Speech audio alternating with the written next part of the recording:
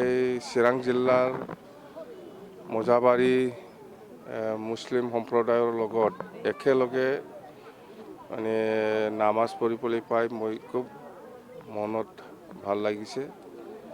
আজি ঈদ মুছলিম সম্প্ৰদায়ৰ আৰু আমি সকলো ধৰ্মকে সমানে সন্মান কৰোঁ।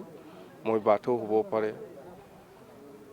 যিকোনো হওক, আমি খ্ৰীষ্টান ধৰ্ম হ'লেও আমি একে সমান সন্মান কৰোঁ। হিন্দু হ'লেও সমানে আমি মানে সন্মান কৰোঁ। মুঠতে আজি মুছলিম সম্প্ৰদায়ৰ ঈদৰ দিন, আজি ইয়াতে একেলগে মই নামাজ পঢ়িবলৈ পাই মই খুব ভাল লাগিছে। অকল মুছলিম সম্প্ৰদায়ৰ নহয়, মই খ্ৰীষ্টান সম্প্ৰদায়ৰ মানুহ মাজতো মই যাই পেলাই গীৰ্জাত মই প্ৰাৰ্থনা কৰোঁ। হিন্দু ধৰ্মৰ লগতো মই একেলগে প্ৰাৰ্থনা কৰোঁ।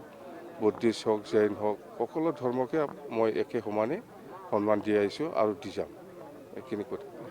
এইটো ৰাইজৰ কথা, পেৰা চৰণীয়াৰ কথা নহয়। ৰাইজে যদি বনায় আমাৰ কি আছে, কিন্তু আমি ভাবোঁ এইবাৰৰ যিটো ২৬ত যিটো MP ইলেকশ্যন হ'ব, ইয়াত BPF দলে জয়ী হ'ব। ইয়াত নৱশৰণীয়া বহুত তলত থাকিব এইবাৰ, এই বছৰত। কিন্তু নৱশৰণীয়াই কিন্তু তেওঁলোকে ধৰ্মীয় সংখ্যালঘুৰ ভোটত সদায় এটা লাভৱান স্থিতি হৈ আছে।